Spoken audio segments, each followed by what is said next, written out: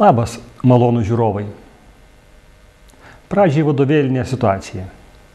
Susitinka aukštaitis su žemaičiu. Žemaitis kažką sunkiai neša. Kaip žinoma, aukštaičiai geri žmonės. Tai jis ir galvoja savo. Reikia padėti kolegai. Pasilabinės klausė. Ar sunku? Žemaitis atsako. Smagu. Na, jei jau tau taip smagu, tai ir nešk. Pasirodo, žemaičių tarmėje žodis smagu ir reiškia sunku.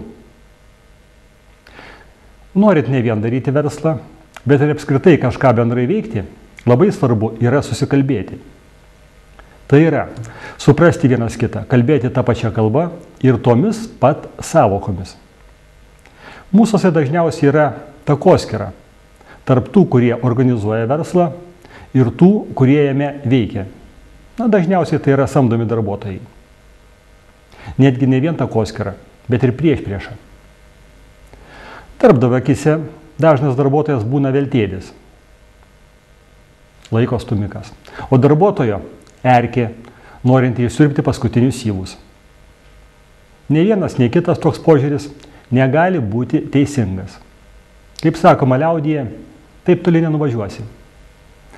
Kam kariauti ir veltui eikvoti energiją, jei galima susitarti, suprantant, kad vieni be kitų neapsieis, kad jie abu partneriai. Ir tikslas jų vienas – pasiekti geriausią rezultatų. Iš vienos pusės, spaudžiant darbuotoją ir mokant apčiulptą minimumą, matyt neverta tikėtis, kad darbuotojas dės pastangas, bus iniciatyvus.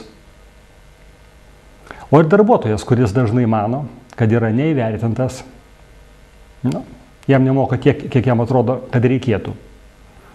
Jei jisai vilksis kaip apatinė girnų pusė, dirbs be ugnelės, neieškodamas variantų, kaip galima darbą atlikti geriau, greičiau, kokybiškiau, tai yra nebūdamas inovatyvus, irgi nepateisins nei vadovo, nei įmonės lūkesčių.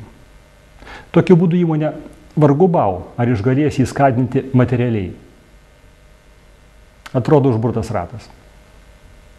Apie tai ir ne vien apie tai paprašysime mintimis pasidalinti Lietuvos inovacijų centro projektų vadovo dr. Artūro Jakubavičiaus.